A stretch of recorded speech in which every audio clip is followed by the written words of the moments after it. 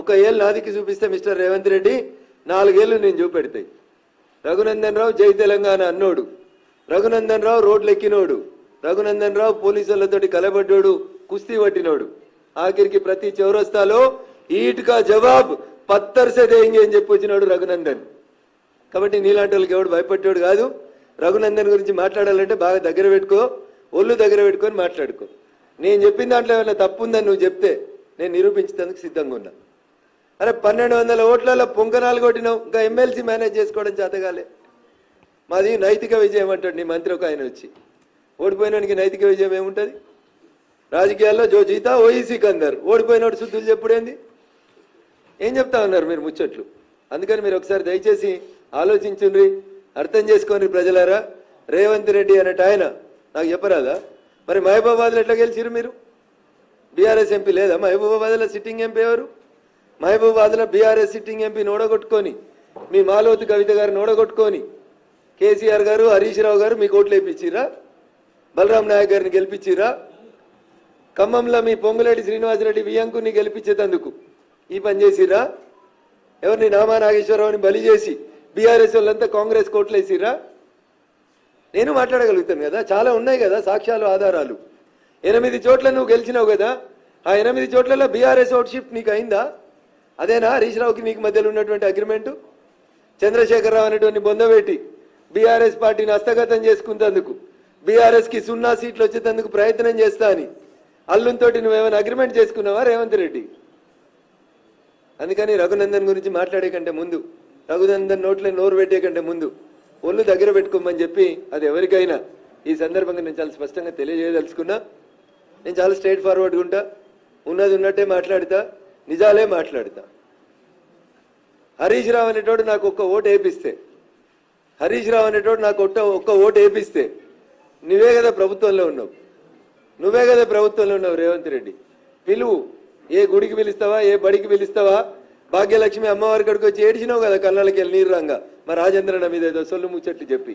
మళ్ళీ పోదాం హరీష్ని కూడా తోలుకొనిరా, నీ దోస్తే కదా. నేను కూడా వస్తా, నేను ప్రమాణం చేస్తా. బీఆర్ఎస్ తోటి గీత గీసి నిలబడి కొట్లాడినా అని చెప్పి నేను ప్రమాణం చేస్తా.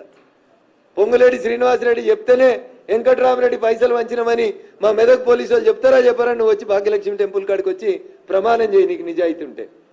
నాకు తెలిసి నీకు అది ఉందని నేను అనుకోను, కానీ నేను మాట్లాడితే కొంచెం బాగుండదు కాబట్టి కొద్దిగా సంస్కారవంతంగా మాట్లాడాలని మా పార్టీ, మా అమ్మా నాన్న, మా టీచర్లు చెప్పారు కాబట్టి గౌరవ ముఖ్యమంత్రి గారికి చాలా మర్యాదగా నా గురించి కానీ మా పార్టీ గురించి కానీ మాట్లాడేటప్పుడు కొంచెం బాగా ఒళ్ళు దగ్గర పెట్టుకొని మంచిగా మాట్లాడమని, భవిష్యత్తు మంచిగా ఉంటుందని చెప్తా ఉన్నాం. కాదు కూడదని ఎట్లా పడితే అట్లా మాట్లాడితే జరగాల్సిందేందో తప్పకుండా జరుగుతుంది. ఇంకా చాలా చెప్పొచ్చు. గాలి అనిల్ కుమార్ని తీసుకుపోయాడేనో జైరాబాద్లో పోటీ చేయించారు. ఎందుకు? సురేష్ షెట్కర్ని గెలిపించేందుకు బీఆర్ఎస్ పార్టీ అమ్ముడు పోయిందా జైరాబాద్లో? మా బీబీ పాటిల్ గారిని తట్టుకోవడం చేతగాక గాలి అనిల్కు డిపాజిట్ రాలే. 10 ఏళ్ళు బీఆర్ఎస్ ఎంపీ జైరాబాద్లు ఉంటే ఆ బీఆర్ఎస్ పార్టీకి ఇలా డిపాజిట్ రాలే. సురేష్ షెట్కర్ తోటి రేవంత్ రెడ్డి, హరీష్ రావు ములాఖత్ అయి బీబీ పాటిల్ గారిని ఓడగొట్టేందుకు ఆడ పక్క నియోజకవర్గం గాలి అనిల్ని పెట్టిరని చెప్పి నాకు చెప్పడానికి రాదా? అంతెందుకు, నీలమ్మధుని బల్లిక బకరా అని చేసింది హరీష్ రావు కాదా? నీలమ్మధు ఎవరి శిష్యుడు మెదక్ జిల్లాలో? హరీష్ రావు శిష్యుడు కాదా? రోజు హరీష్ రావు వెనకాల తిరిగినోడు కాదా? నీలమ్మధుని బలి చేసింది రేవంత్ రెడ్డి, హరీష్లు ఇద్దరు బదులుకొని పాపం ఆయన పైసలన్నీ ఖరాబు చేయించి ఆయనంతా ఇబ్బంది పెట్టింది ఎవరు? అందుకని ఒకసారి ఆలోచించాలి. నిజంగా నీకు చిత్తశుద్ధి ఉంటే ఎన్నికలు అయిపోయినాయి కదా, జూన్ 30వ తారీఖు దాకా నీకు ఇంకా 25 రోజులు టైం ఇస్తున్నా ముఖ్యమంత్రి గారు. ఈ 25 రోజులలో నాకు తెలిసి నువ్వు తెలంగాణ ఉద్యమం చేయలేదు, నీకు ఆ పౌరుషం లేదు, ఆ రోషన్ లేదు, ఆ పదాలకు అర్థం కూడా తెలుసని నేను అనుకుంటలేను. ఒకవేళ ఉంటే ఎందుకంటే జయ జయ హే తెలంగాణ జననీ జయ కేతనం అనే పాటని నేను తెలంగాణ అధికారిక గీతంగా ప్రకటించిన అని చెప్పిన తెలంగాణ రోషం పౌరుషం నీలో ఉంటే డీసీపీ రాధాకిషన్ రావు ఇచ్చిన స్టేట్మెంట్ మీద ఈ 25 రోజులలో చంద్రశేఖరరావుని అరెస్ట్ చేసి నీ తెలంగాణ పౌరుషాన్ని చూపించు. ఏసీపీ భుజంగరావు ఇచ్చిన స్టేట్మెంట్ మీద హరీష్ రావు అనేట ఆయన తీసుకొచ్చి బొక్కలేసి నీకు చాదనైతుంది, నీ లోపల తెలంగాణ రక్తం ఉందని చెప్పు. లేకపోతే ఏముందో తెలంగాణ సమాజం నిర్ణయించుకుంటాం. Thank you.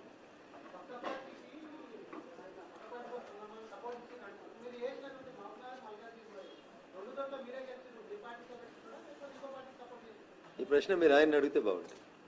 ఎందుకంటే ఈ లాలుచితనాలు పక్క పార్టీలతోటి పొద్దుకినాక మాట్లాడుకోవడాలు ఇవి నాకు రావు, మా పార్టీకి రావు.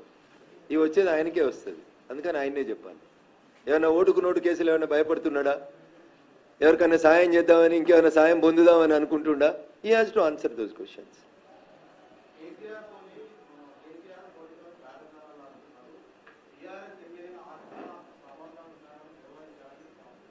ఇప్పుడు బీఆర్ఎస్ అనే పార్టీకి ఎంపీలు 0.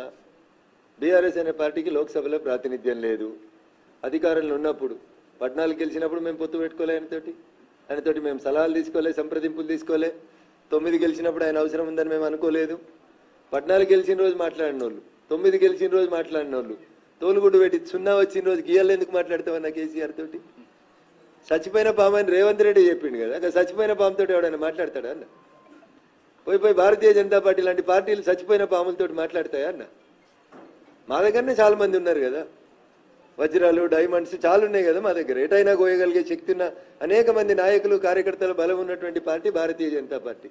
చచ్చిపోయిన పార్టీలతోటి, ఓడిపోయిన పార్టీలతోటి, 0 సీట్లు వచ్చిన పార్టీలతోటి చర్చలు జరపాల్సిన అవసరం భారతీయ జనతా పార్టీకి లేదు.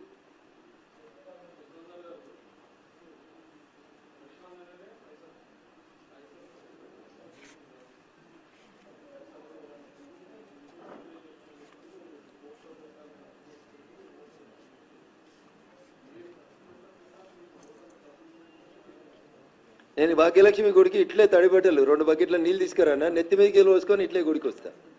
మీ లోపల ఎవరికైనా నిజాయితీ ఉందంటే, రఘునందన్ రావు నికార్స్ అయినోడుగా అవునా కాదా తెలుసుకుందాం అనుకుంటే ఇప్పుడు పోదాం భాగ్యలక్ష్మి గుడికి.